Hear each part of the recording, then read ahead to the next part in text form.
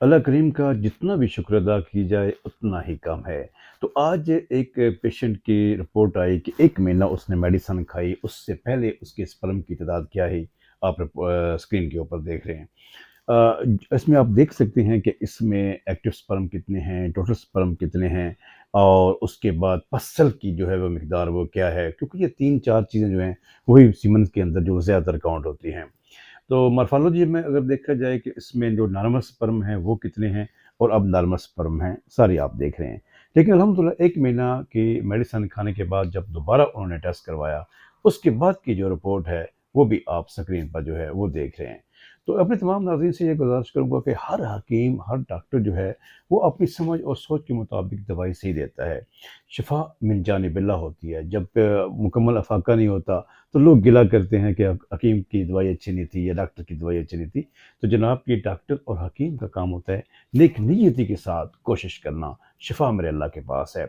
और उनमें से उस पेशेंट को जो मैंने नुस्ख़ाजात इस्तेमाल करवाए, उनमें से एक नुस्ख़ा मैं आपको ऑपरेट कर रहा हूँ। तो इस वक़्त आप उसमें नोट भी कर सकते हैं और इसके साथ 3 नुस्ख़ाजात और हैं जो मैं वो भी साथ जो है वो इसमें इस्तेमाल करवाते हैं। एक पूरा कॉम्बिनेशन होता है 4 जो है वो फ़ार्मूलाज़ का। और लाज़मी बात है किसी भी एक वीडियो के अंदर 4 नुस्खे तो शेयर नहीं किए जा सकते, तो उसमें से नोट कीजिए। सबसे पहले आपने क्या करना है, कालपी मिश्री लेनी है आपने 30 ग्राम, छिलका इसबगोल 30 ग्राम, दाल मखाना 10 ग्राम, तबशीर नुकरा 30 ग्राम, मस्तगी रूमी 10 ग्राम, अकरकरा 10 ग्राम, मूसली सफ़ेद इंडिया की नंबर 1 30 ग्राम, मूसली स्याह 20 ग्राम, सालब मिस्री 20 ग्राम, सालब पंजाब 20 ग्राम, स्तावर 10 ग्राम, तुख्म रेहान 10 ग्राम, लाजवंती 10 ग्राम, शकाकल मिस्री 10 ग्राम, मगज सिंगाड़ा 30 ग्राम, तुख्म कौच 20 ग्राम, दाना लाची खरद 20 ग्राम। इन तमाम चीज़ों को अच्छे तरीके से बारीक पीसने के बाद खुश्क जार के अंदर महफूज करें। इस्तेमाल कैसे करना है, 1 बड़ा चम्मच यानी कि 10 ग्राम ये पाउडर आप जो है आपने 1 गिलास दूध का लेना है, उसमें आपने डाल देना है।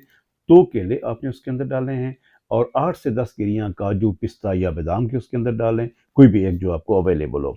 उसके बाद आपने 3 से 4 खजूरें भी उसके अंदर गुठलियाँ निकाल के डाल लेनी है। मिल्क शेक बना लेना है, ग्राइंड कर लेना है, बेहतरीन चीज़ तैयार है। सुबह का नाश्ता इसी के साथ करना है।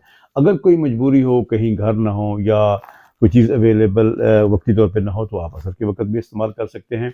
तो जनाब आपने 2 महीने लगातार इसको इस्तेमाल करें। पहले भी टेस्ट आपके सामने होगा, 2 महीने के बाद फिर जब आप रिपोर्ट करवाएँगे तो आपके सामने होगा। अल्हम्दुलिल्लाह ये सारी चीज़ें पूरा कोर्स जो है ऑलरेडी मेरे कोर्स क्लिनिक पे मौजूद होता है।